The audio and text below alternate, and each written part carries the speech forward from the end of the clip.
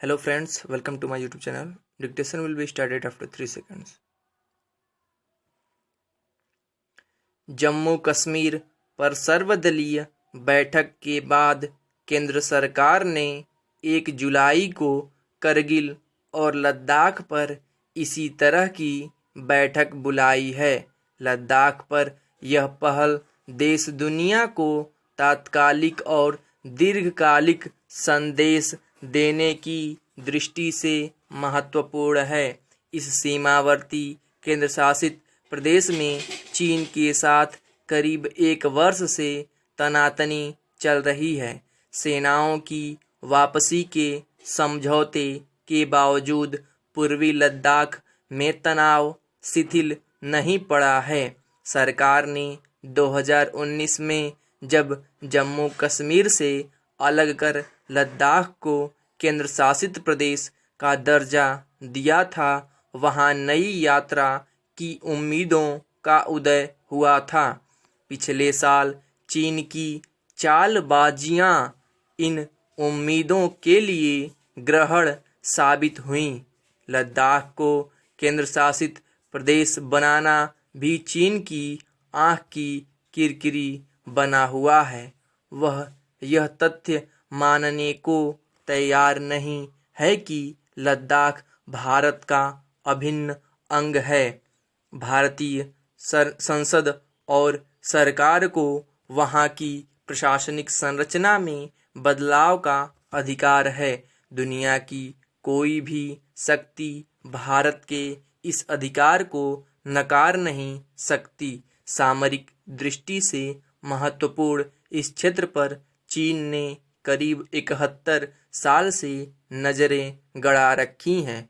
चूंकि लद्दाख की सीमा चीन के आधिपत्य वाले तिब्बत स्वायत्त क्षेत्र से जुड़ी है, इसलिए भी वह अपना दबदबा बढ़ाने की नाकाम कोशिशों में जुटा रहता है।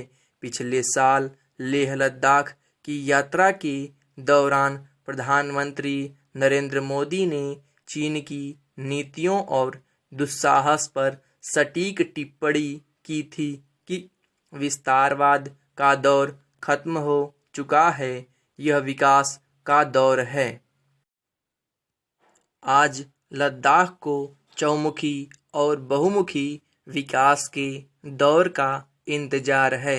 अगर केंद्र सरकार को सारा ध्यान चीनी सेना के नापाक इरादों को नाकाम करने में नहीं लगाना पड़ता तो यह दौर शायद साल भर पहले ही शुरू हो जाता।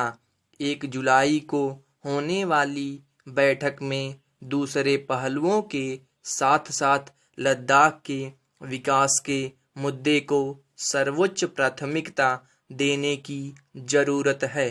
दर्रों की इस भूमि पर प्रकृति की भरपूर कृपा है।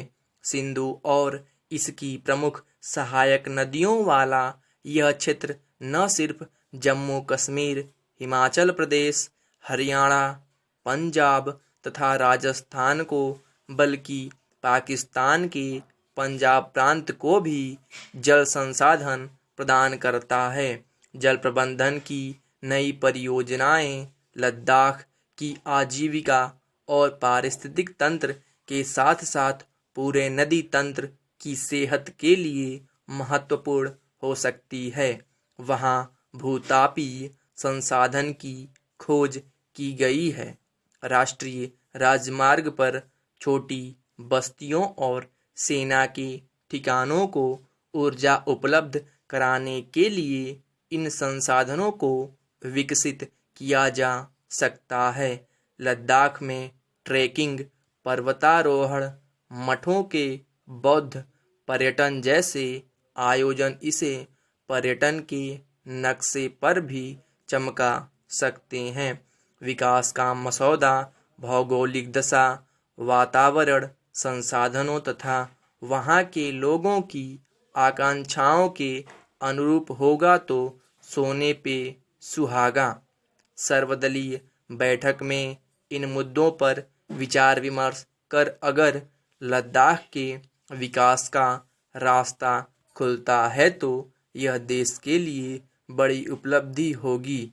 यह विकास चीन की कुदृष्टि के खिलाफ कारगर हथियार भी होगा।